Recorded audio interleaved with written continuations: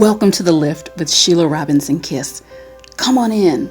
There's always a special place set aside for you here where you can relax, kick up your heels, pour yourself a nice, refreshing drink, and prepare to be lifted and soar.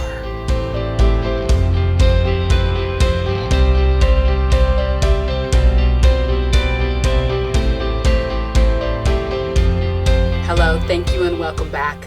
The ultimate online dating guide, getting clear on what you want and setting your standards. Please stop this program and grab a pen and a piece of paper for notes during this express course.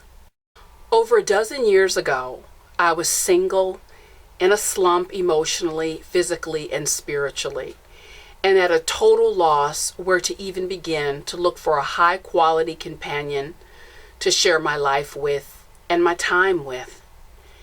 It seemed as though everyone around me was happily paired up, loving life and going about their business. I was attending an average of 3 to 4 weddings a year. In my heart of hearts, I was happy for my friends, but I was sick and tired of the solo act and giving myself the same pep talk year after year. It's okay, Sheila. It's just not your turn. It will happen. I endured one disappointment after the next, and I finally got my wake-up call one day when I was getting ready for a date with someone. I was so ashamed to be going on this date with this particular person that I planned to exit through the back door of my apartment that night to meet him across the street.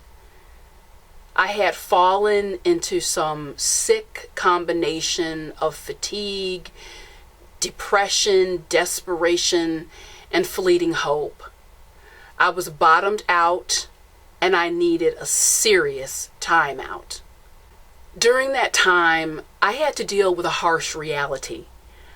I was getting older and I wanted a family more than anything, and the prospects were looking very bleak at best.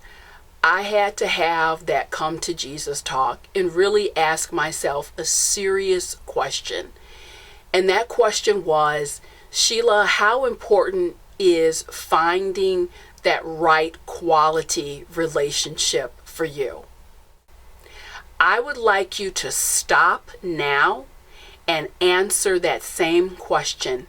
How important is finding the right quality relationship for you on a scale of 1 to 10?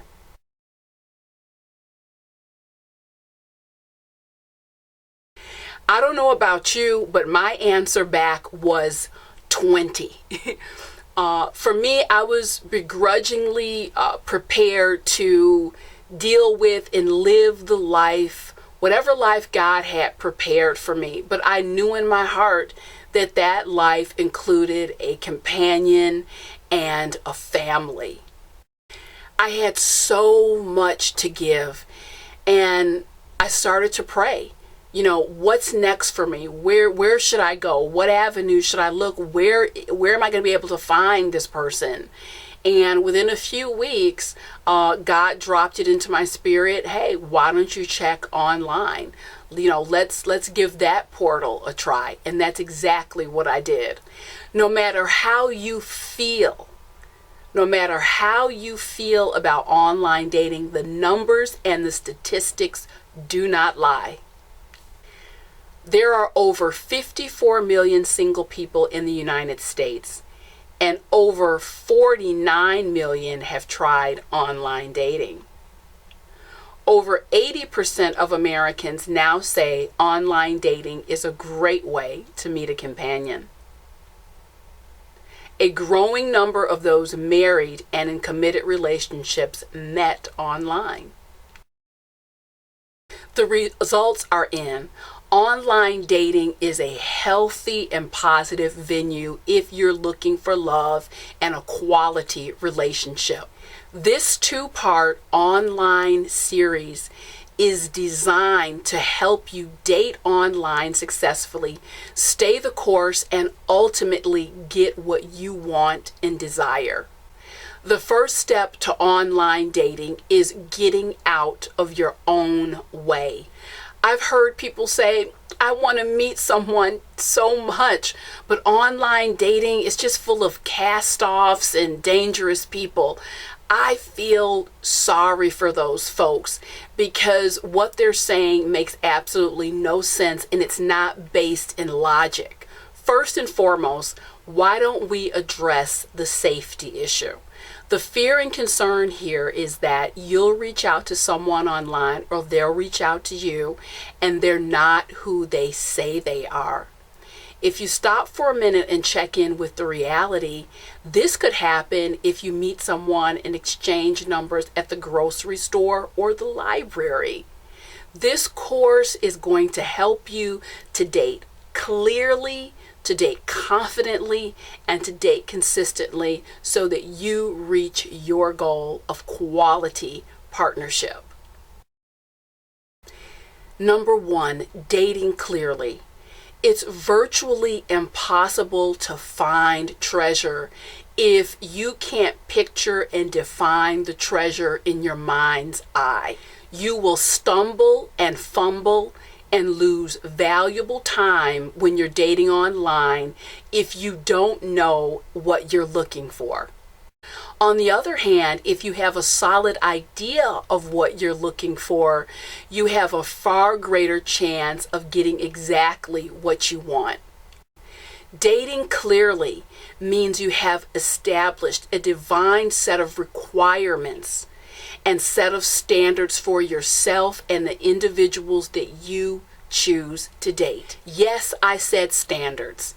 And that word standards and requirements, it scares many people because once you set your standards and requirements, it means everyone won't meet them. It also means that you will surely spend some time alone. But I want you to do yourself a favor and embrace the fact that standards and requirements are your best friend when you are dating online or in any other venue.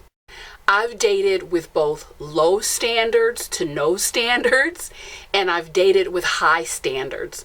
Dating with low standards left me feeling disgusted and drained. Dating with high standards made me feel confident, and it ultimately led to my success. I learned the hard way that lowering my standards was a direct path to disappointment. Some years ago, I had been online dating for a while and was growing extremely fatigued and anxious.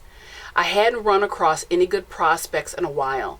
A man sent me a note along with his profile. He was attractive, yet his profile information did not match what I was looking for. He had minor children, was younger than my preference, and lived outside of my dating radius.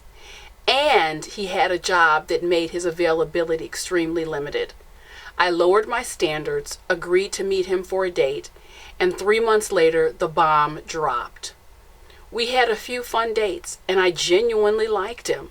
He planned a romantic dinner that I was very much looking forward to. At that dinner, he revealed he would be accepting a promotion at work, which meant 75% more travel.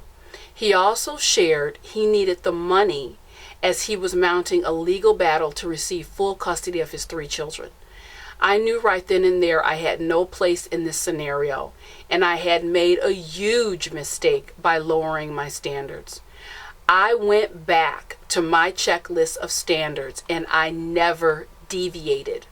Please stop the program now and create a list of standards and characteristics you desire in a love match. Your list is just that, your list. Knowing what you know about yourself, again, knowing what you know about yourself and what you have to offer another person, make your list now. What's on your list? I've kept my list all these years, and even today, I marvel at the match between myself, my list, and my husband. All those years ago, my list read, the man for me is between 34 and 44. He is geographically available. He is a spiritual man and believes in God.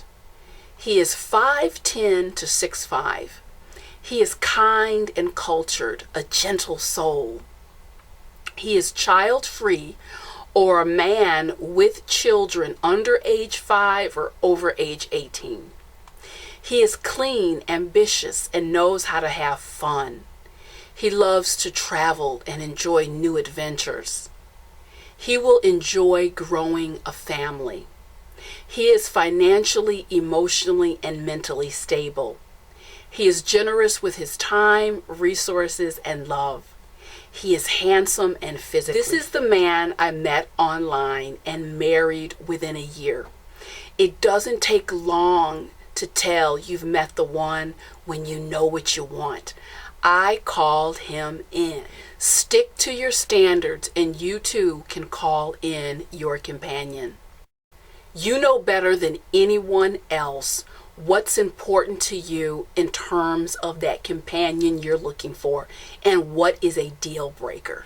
If financial status matters to you, then don't deviate. If a certain level of physical fitness and a love of animals matters for you, then don't deviate. Your must-haves are your must-haves. Stick to your standards. There must be a set standard for anyone who enters your dating life. Please revisit your standards list and make any adjustments you need to make before moving into part 2 of this program. Thank you.